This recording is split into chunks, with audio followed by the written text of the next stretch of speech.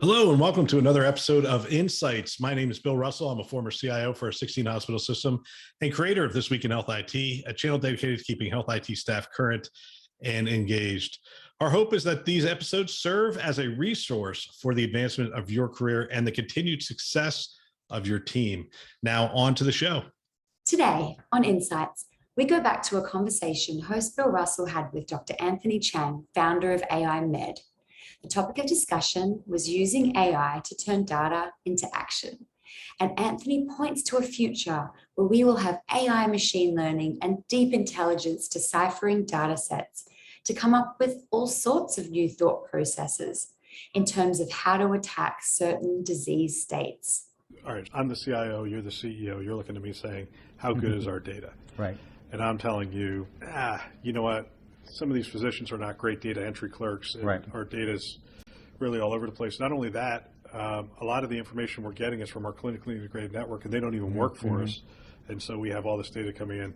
So I have a data cleanup project. That's one of the things I have to figure out in order to get that data ready for these projects. But there are some data sets that are really good already. Right. Right. So the financial data set is typically relatively clean. The monitors, the bedside monitors, I mean, do you use that data? I mean, you have time series data, it's a lot more data points. Right. No, I think that's exactly right. I think ICU monitor data is fairly straightforward, is relatively complete in terms of not having many missing points of data.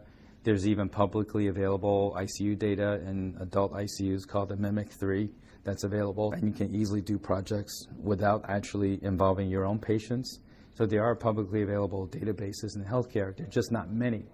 Ideally, if you were to ask me 20 years from now what I would like to see, I'd like to see every patient's data imported into the cloud, and it'll be universally available for any healthcare stakeholder to look at.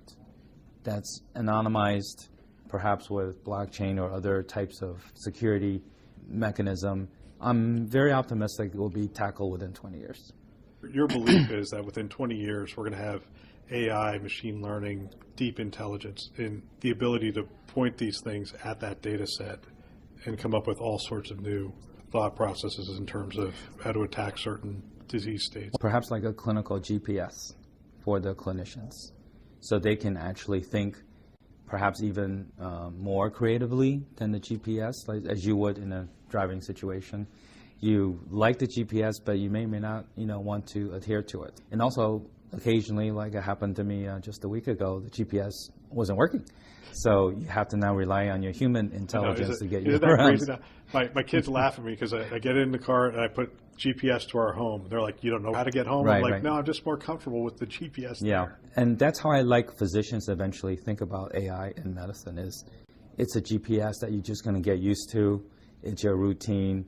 It's not something that is so esoteric or advanced that you can't understand. It's going to be there quietly as your partner.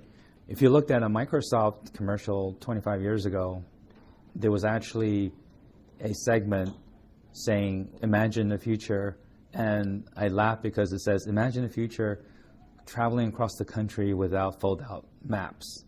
And people were laughing. They just did not think that was going to be possible. And now with GPS, you don't think twice about driving across the country. No. So within 10 or 20 years, as more clinicians are getting educated and aware of AI, I think it's just going to be part of their routine. And that's why I like to see it's actually embedded in their clinical routine without disruption to their workflow, without any distraction from their usual routines, and just be their silent partner. Do you think we need to change how doctors are educated? Do you think we'll start to see AI start to get built into those programs? Yes, I think I'm starting to see clinicians that are becoming more seriously interested in data science, and the younger generation considering dual education in both clinical medicine and data scientists. So again, I'm playing the healthcare administrator, I'm going to say. This last year I've had 5 different vendors come into my... Right. I mean, how should I be thinking about these vendors? Because even some vendors from outside of healthcare are coming in and going, hey, we've done this in other industries. Right. The complexity of healthcare is such that I'm not saying they can't do it, but I'm just saying the learning curve for them on the healthcare side is pretty high. How should I think about vendors? Yeah, I think be careful and be very vigilant for vendors that overpromise and underdeliver, obviously. I think there have been some very big companies that overhyped and underdelivered and actually became unsuccessful at those big institutions. So I think those are cautionary tales that I think we need to pay attention to. And I think invest a relatively small amount of revenue into sort of the space cautiously and as a way to learn about the limitations of AI in this space. But I think the promise is tremendous, and I think the future is very bright for this area. But I think don't overspend your resources now and just get to know it. And education is key, I think. It's the same thing we did around big data. It's small projects with defined outcomes, and you give those vendors tasks to do, and once they do it, you can then expand it and grow it. Is there going to be a problem scaling AI? Not at all, because I think the potential is really limitless because of the computational power being so cheap now, and so many algorithms are maturing, and I think it's going to be an amazing portfolio of things that are available. And I think if you look at how inefficient and how badly run healthcare is, it's just going to be an amazing transformation in the next 10, 20 years. Wow. Thanks for tuning in. Another great episode. If you have feedback for us regarding this content and materials, or if you would like to help us to amplify great thinking to propel healthcare forward, which is our mission, please send us a note at hello@thisweekhealth.com. Thanks for listening. That's all for now.